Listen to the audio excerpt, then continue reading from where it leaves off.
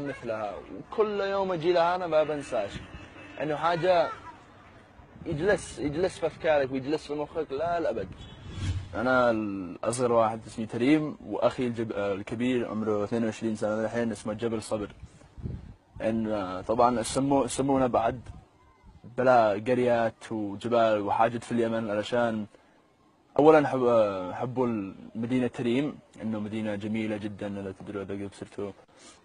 وحاجة ثانية سكنوا في تعز تقريبا 4 سنوات، وعلشان هذا سموا أخي الكبير جبل صبر.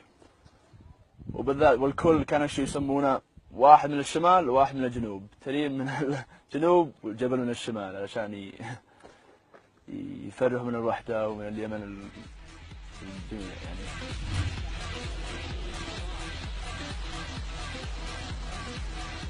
رحلة جديدة نجتمع فيها معكم، ولكن هذه المرة